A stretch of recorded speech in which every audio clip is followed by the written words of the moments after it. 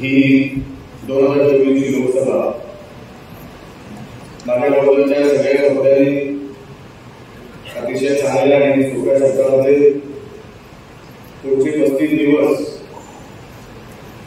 आपण काय करायचे त्या दृष्टिकोनातून त्याने आपापली नंबर मानलेले आपण सगळ्यांनी लक्षात ठेवलं पाहिजे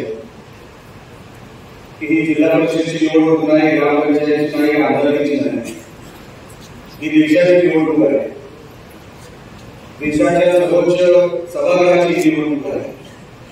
जे 543 खासदार आपल्या या देशातून जे निवडून राहणार आहेत त्यांची ही निवडणूक आहे. आणि म्हणून त्यावेळेचं महत्व, त्या निवडणुकीचं महत्व हे आपल्याला सगळ्यांना लक्षात आलं पाहिजे. आपण देशात काय चाललंय त्याच्यापेक्षा आपल्या मतदारसंघात काय चाललंय याच्यावरती आपण सगळ्यांनी जास्त लक्ष देऊया. पुढचे जे काही 35 दिवस आहेत, नाहीतर देशात काय चाललंय, टीव्हीमध्ये काय चाललंय त्याची काही लोकांची चिंता जास्त असते, पण बाजूच्या गावात काय चाललंय ते माहिती नसतं. असं काय या निवडणुकीमध्ये होऊ देऊ नका. अशी परिस्थिती जर आली तर आपल्याला ती सोयीची होणार नाही. ही लोकसभा निवडणूक आपण हा देश कोणाच्या हातात देणार आहोत ही त्या गोष्टीची निवडणूक आहे. मागचे 10 वर्ष आपण बघतोय, त्याच्या अगोदरचे 5 वर्ष खासदार होतो. या सभागृहामध्ये मी एकटो माणूस असा आहे की 3 लोकसभा इकडच्या लढवलेल्या आहेत. रत्नागिरी, सिंधुदुर्ग हा मतदारसंघ, आणि या मतदारसंघाच्या लोकांनी एकदा प्रेम करायचं ठरवलं तर ते मरेपर्यंत प्रेम करतात. त्याचा अनुभव सगळी गणित काय मतांवर नसतात, चव्हाण साहेब सगळी गणित मतांवर नसतात. त्याचा उल्लेख राजेश सावंत केला त्याच्या लोकांमध्ये की निलेश राणे हारला गेला.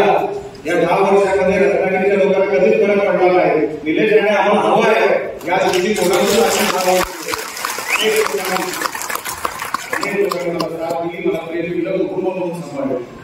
मतं कमी मिळाली, पण ती मतं किती मिळाली हे पण आपण या निमित्ताने 2019 ला जेव्हा मी फ्रीज या निशाणीवर उभा होतो तेव्हा 2,78,000 मतं या निलेश राणेला आपल्या माध्यमातून मिळाली. तुम्हाला म्हणतात की ह्याच्यासाठी सांगितलं, जरी पक्षात बीजेपी नव्हता तरी एक अपक्ष उमेदवार 2,78,000 मतं घेऊ शकतो या दृष्टिकोनातून आपल्याला हा फिगर सांगितलं. कारण काही देशाची निवडणूक आहे. काही मुद्दे जेव्हा तुम्ही गावागावात जाता, जिल्हा परिषदेमध्ये जाता, तेव्हा तुम्हाला कळलं पाहिजे की काय सांगायचं. आपण गावात जाऊन सांगणार काय आहोत, आपण लोकांना सांगणार काय आहोत, कुठले विषय झाले नाही, खासदार जे विद्यमान आहेत ते कुठले विषय करू शकले नाही हे विषय आपल्याला सांगायचे. आपल्याला कन्व्हिन्स करायच्या लोकांना की जर देश दुसऱ्याच्या हातात गेला, जर मतदारसंघ दुसऱ्याच्या हातात गेला आणि देशामध्ये मोदी साहेबांचं सरकार आलं ते तर येणार, त्याच्यामध्ये जर आपण हा रत्नागिरी सिंधुदुर्ग नसला तर आपल्या वयाची 15 वर्ष फुकट जातील. 15 वर्ष एक पिढी गेली हो. 10 वर्ष म्हणजे एक पिढी. या 10 वर्षांमध्ये आपण कोकण रेल्वेचा विषय काढतो, हे लोकांना जाऊन सांगा.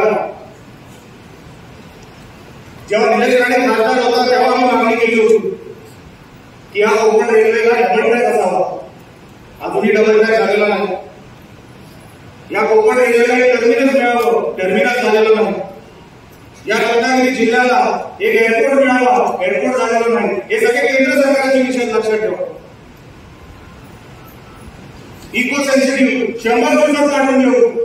त्या काळामध्ये आपण मोर्चा काढला होता. 90,000 लोकांचा, माझा आकडा पोलिसांचा आकडा 90,000 लोकांचा मोर्चा काढला होता इको सेन्सिटिव्ह नको म्हणून. ते इको सेन्सिटिव्ह आम्ही खासदार झाल्यावर, सत्य झाल्यावर 100 दिवसात काढू नको असं सांगणारे खासदार अजूनपर्यंत इको सेन्सिटिव्ह काढू शकले नाही. अजूनही अनेक गावं ओसळ पडलेली आहेत, इको सेन्सिटिव्ह मध्ये अडकलेली आहेत, पण त्यांना माहितच नाही इको सेन्सिटिव्ह मधून बाहेर झालेलं नव्हतं. ग्रामपंचायत परवानगी देऊ शकत नाही. कुठलाही प्रशासन, कलेक्टर प्रशासन तुम्हाला परवानगी देऊ शकत नाही. अशा व्यवस्थेमध्ये आपण रत्नागिरीकर अडकले होतो. एक कारखाना मला दाखवला, मोठ्या प्रमाणात आंबा काजू मोठ्या प्रमाणात आहे आपल्याकडे. एक तरी कारखाना ज्याच्यातून बाहेर तयार होईल, एक तरी कारखाना. आमचे अनेक आंबा बागायतदार काजू बागायतदार इकडे असतील, विक्रेते असतील. एक तरी कारखाना बाहेर तयार करायला. फूड ज्या लोकांना शेतात उतरायचं नाही त्यांना माहित नाही नोकऱ्या कुठे आहेत. रिफायनरीला आपण विरोध केला, कोणी केला? या लोकांनीच केला. अहो ते कशासाठी? हे खासदार जेव्हा सिंधुदुर्गात होते, जेव्हा आम्ही सिंधुदुर्गाचा एअरपोर्ट सुरू केला, त्या हेच खासदार व्यासपीठावर सांगत होते की हा एअरपोर्ट आम्ही सुरू केला. त्याच्या 8 वर्षापलीकडे, त्याच्या 8 वर्षापूर्वी हेच खासदार जेव्हा खासदार होते तेव्हा आम्हाला एअरपोर्ट नको सांगायला हेच खासदार होते. एअरपोर्ट नको, वडापावच्या गाड्या टाका असा खासदार असतो. ज्याला एअरपोर्टच काढला नाही तो एअरपोर्ट आणणार कसा? ज्याला विकासच करणार नाही तो महामार्ग करणार कसा? अहो ज्याला दूरदृष्टीच नाही तो या कोकणाला सांभाळणार कसा? अहो कोकणाचा खासदार हा कोण होऊन गेले आपल्या कोकणाचा खासदार. आपण कोणाच्या हाताला मतदारसंघ देणार? अहो ज्याचा मोदीकडे, मोदी साहेबांकडे चाललं पाहिजे काहीतरी,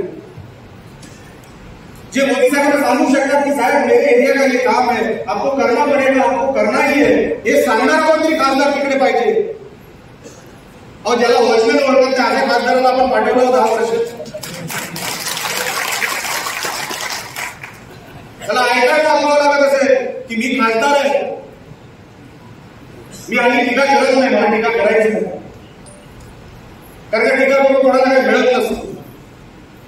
माझा जीव दुखतो साहेब, 5 वर्ष या मतदारसंघाचा खासदार राहिलेलं, प्रत्येक तालुक्यात काही दिलेलं. आज रत्नागिरी जिल्ह्याला तसं काही मिळालं नाही. आज रत्नागिरी जिल्हा तसं काही मागत सुद्धा नाही. मागणारा माणूस कोण? तसा मागणारा माणूस आपल्या हक्काचा असला पाहिजे. आपण या गर्दीतला तो माणूस माझा, तो माझं काम करू शकतो, तो माणूस जेव्हा तुम्ही इकडे उभं कराल, जिंकाल, तोच माणूस तुमचं रक्षण करेल आणि जमिनीवर बोलतो आपला माणूस टाकणारा पाहिजे. कोणाचं तरी वजन पाहिजे. कलेक्टर मी बोलतो, एसपी मी बोलतो, बोलणारा कोणतरी माणूस पाहिजे. कदाचित काही लोकांची भाषा चुकत असेल, पण प्रामाणिकपणा हा मातीसाठी पाहिजे. केंद्रीय मंत्रिपदापर्यंत गेलं याची परतफेड करण्यासाठी हे करणं शक्य आहे. आणि म्हणून आपल्याला विनंती करू, मी आपल्याला विनंती करतो, अनेक लोक आता उठतील, अनेक गोष्टी चर्चेमध्ये येतील, तुम्ही चर्चा करू नका. तुम्ही आपल्याच माणसाची चर्चा करा. माझाच माणूस चांगला आहे आणि माझाच माणूस योग्य आहे एवढी चर्चा करा. दुसरी कसलीही चर्चा करू नका. ही निवडणूक देशाची आहे. मोदी साहेब नसते तर तिथे जम्मू काश्मीरमध्ये भारताचा झेंडा लावला असता का कधी? 26/11 सारखे हल्ले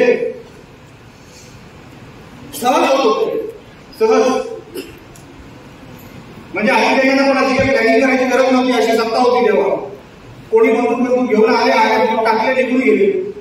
काही लोकांना गोळ्या टाकल्या, काही लोक जेलमध्ये गेले, फाशी गेली. या 10 वर्षामध्ये पाकिस्तानाचा सोडा जगाच्या एकही देशाला आपल्या भारताकडे वागण्या नजरेने बघायची परत हिंमत नाही. म्हणून मी तुम्हाला सांगतो, आपण देश कोणाच्या हातात देणार आहोत, आपण हा मतदारसंघ कोणाच्या हातात देणार आहोत.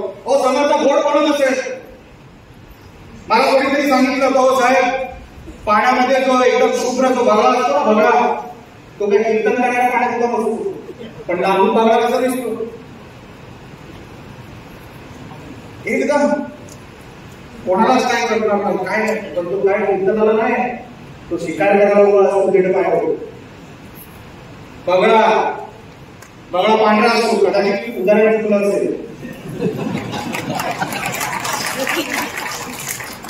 पण बगळ्याची वृत्ती जो पाण्यात आपल्याला मस्त दिसतो. अरे बघा, आपण फोटो घेतो बघायचे की पाण्यातला बघा छान दिसतो, पण तो पाण्यात कीर्तनाला नसतो, तो शिकार करायला उभा असतो. म्हणून हे चांगलं बोलतील, गोड बोलतील, लोकांमध्ये काहीतरी बदल पसरवतील. आता तुमचे कान, डोळे, नाक, हात, पाय पुढचे 35 दिवस आपण पक्षाला काय देतो ना, त्याच्यावरती आपल्याला पक्ष काय देतो हे 35 दिवसानंतर ठरणार आहे. एवढं लक्षात ठेवा. म्हणून एवढ्या पुढच्या या कालावधीमध्ये या 35 दिवसामध्ये जेवढं काय करता येईल तेवढं आपण करायचं.